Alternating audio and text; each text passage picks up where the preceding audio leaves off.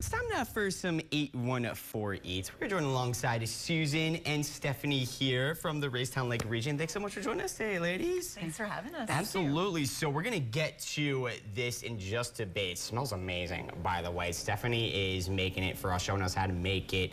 But first, Susan, we want to talk about kind of everything that's going on in the Raystown Lake Region right now. So many different things to do right now. I mean, where do you want to start?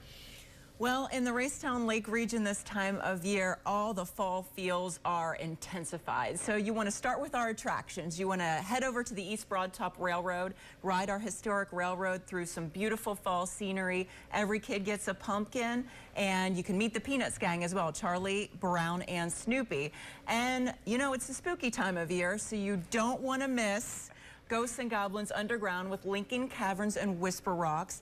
And at the Bricktown Museum in Mount Union, we have the Horroween Haunted Warehouse. Those are just a few of our main events now. And of course, you never want to miss the gorgeous views from our Ridenour and Hans overlook onto the lake. Yes, it just looks so beautiful around there this time of year. We have some different reasons to visit on the screen right now. And by the way, if you're interested in Horroween, Lincoln Caverns, the Pumpkin Patch Ride with the Peanuts Gang, we have all of that information over on WTAJ.com. Plenty of different things to do with the kids, little scarier things with Lincoln Caverns, of course, but going to be a ton of fun with all of that. And then we also have the, okay, so I forgot how to pronounce it. The bed and breakfast.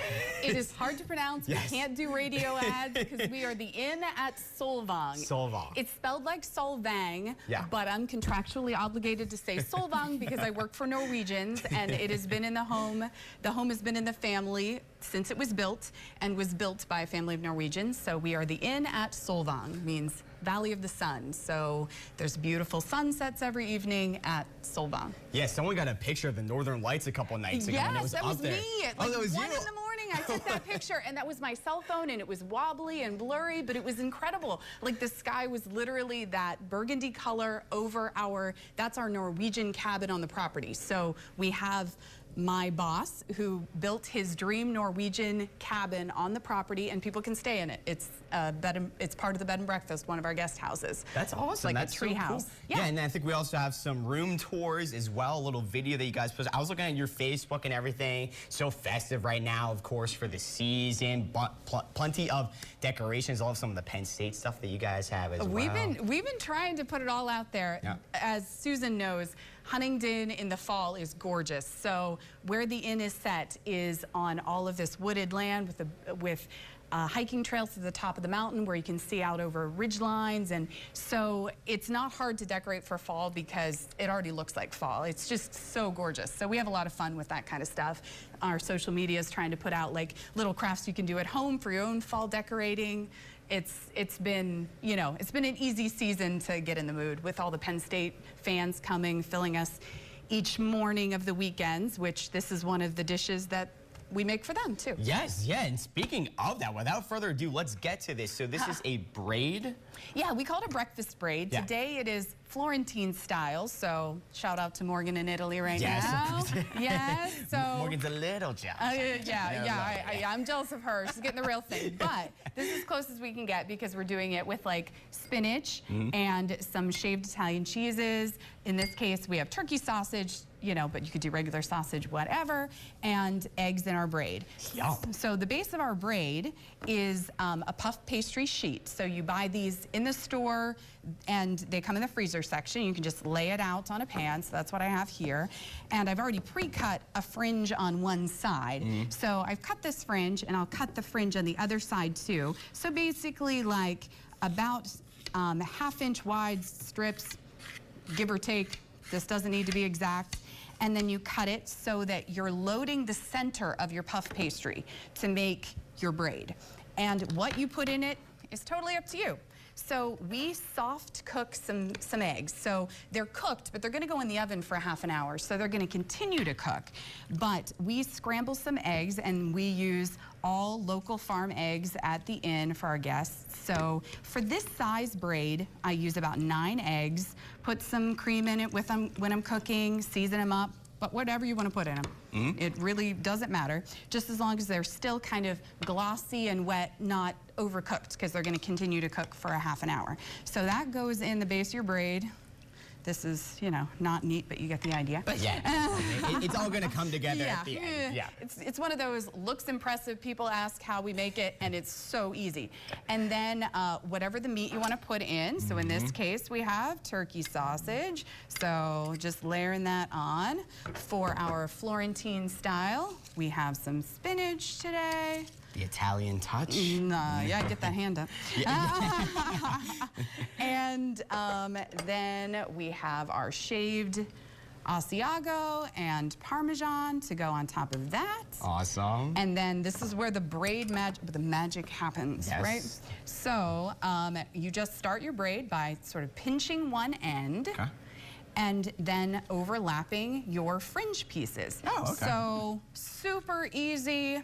Again, as if you see the finished one, we will get into with the magic of TV one. But when it cooks up, it just looks like a braid. So how long is this going in the oven for? It's going to go in about 375 for about a half an hour. Okay. So depending on what you have in it, and truly we have it as a breakfast item, but if you filled it with like stromboli fillings, if you filled it with ham, cheese, and some Dijon, you go Monte Cristo style. Like you can make this a lunch or a brunch or whatever. So it's easy to, I mean, you can kind of, after it's cooked, even the cut pieces pick up and eat sandwich style. Yeah, customize it to whatever you want. Exactly. Yeah. That's why everybody jokes that I don't have recipes. I have ideas and then I throw them in a pan. So if you ask me how to make it, it's going to be like a little bit of this, a little bit of that. And so once it's braided, just put a little egg wash on top. Bing, bam, boom. Boom, boom, boom, boom. Awesome. And then I put a little seasoning on top. Here's a little rosemary, but you could do whatever. And then that's what's going to go in the oven. All right, pop that in the oven. All right. And then when that thing would come out, fast forward a half hour, you would get this delicious creation. Take a look at this thing. Okay, so can we cut into this thing? We can. Okay. I don't want to crowd anybody, but I got the plates over here.